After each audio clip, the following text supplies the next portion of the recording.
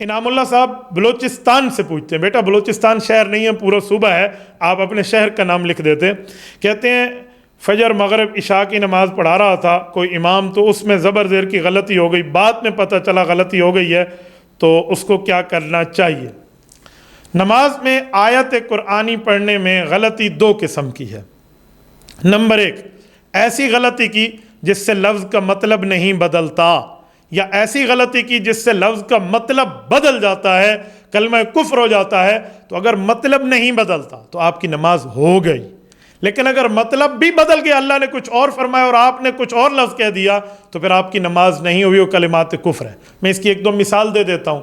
صلاتکم کو صلاتکم، یا اس طرح مثلا قرآن کریم میں ہے لا ترفعوا اصواتکم فوق صوت النبی، آپ نے نعوذ باللہ پڑھ لیا لا ترفعوا اصواتکم، نماز ہو گئی ہے، معنی اس میں نہیں بدلا، لیکن پڑھنا ایسے نہیں چاہیے، آپ کو ٹھیک پڑھنا چاہیے تھا، لیکن نماز ہو گئی، دہرانے کی ضرورت نہیں ہے.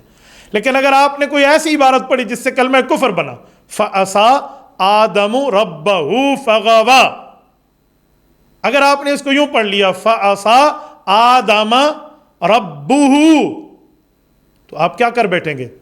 کلمات کفر ہوگا، نماز ٹوٹ جائے گی. کیوں؟ پہلے کا مطلب ہے حضرت آدم علیہ السلام سے اپنے اللہ کے حکم میں بھول ہوئی، یہ تو ثابت ہے، فنسیا، حضرت آدم علیہ السلام سے بھول ہوئی تھی.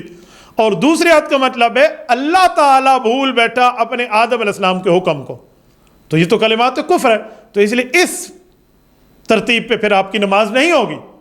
کسی نے جان بوجھ کے پڑھا تو ہم کہتے ہیں نکاح سے فارغ، ایمان سے فارغ، کلمہ بھی دوبارہ پڑھ، تجدید نکاح بھی دوبارہ کر، لیکن بھول کے پڑھا تو وہ سزا تو نہیں ہے، لیکن نماز نہیں ہوئی، آپ کو نماز دوبارہ پڑھنی پڑے گی. اس لیے بہتر ہے کہ آپ کسی جید مفتی سے آپ رابطہ رکھیے اور اس سے جا کر پوچھیے.